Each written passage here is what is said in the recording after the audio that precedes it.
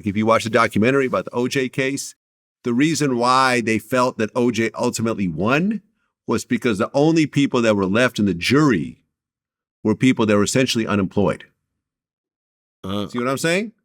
All the actual like professional people who had jobs, who had careers, who went to school, who had something going for them, they all left.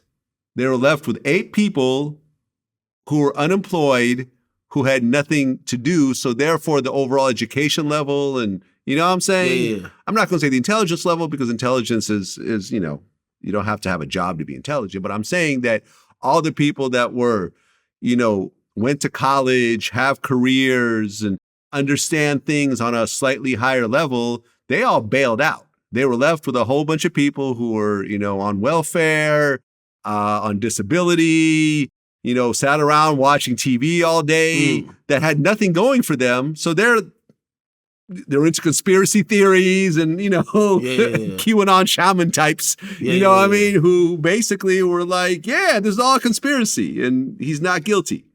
Hey, listen, I'm wondering, like, for example, with YFN Lucci, right? Apparently he was offered like a 20-year. Yeah, I heard about that, which he rejected. Yeah, he rejected it. But still, these guys, obviously there's a murder involved, so there's probably no favorable plea. And really, I think they want to really throw the book at Thug because if you go by their theory, which they're going to say he was responsible for ordering the murder, if they give him anything but 20, right, it's going to look like he's getting off pretty lightly for doing such a thing.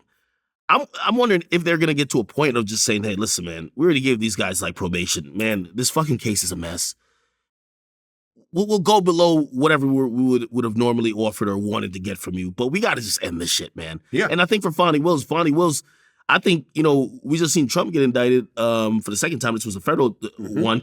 She has a case sitting on her desk for, you know, Georgia with Trump, which I think possibly could redeem her good stature and good standing among people, because I think people have been looking at her with this case to say, it's one thing you're cleaning up crime, but this whole case looks like a fucking mess. Yeah. This just looks like a mess. Yeah, I mean, the fact that it hasn't started yet, people have been sitting in jail for what, over a year now? Yeah.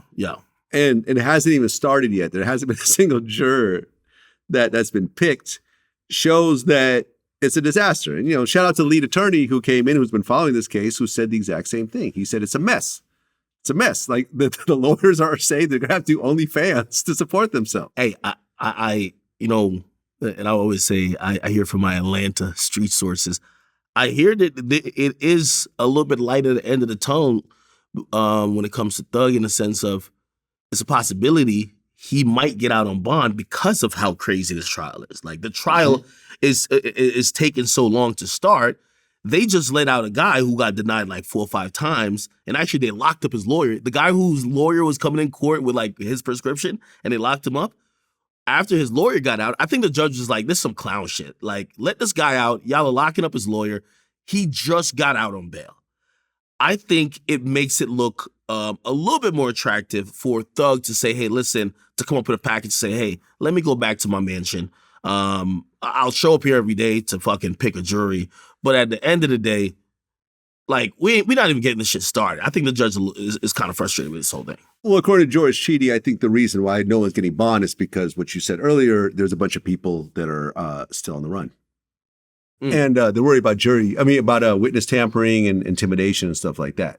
You know, the fact that there are two key members are still on the run is complicating things. And listen, at some point, the trial either has to start or it has to be dropped, or people have to do plea deals. You know what I mean? Listen, maybe they ultimately give Young Thug a 5-year plea deal. He takes it, you know, ends up doing 2.5 and comes out.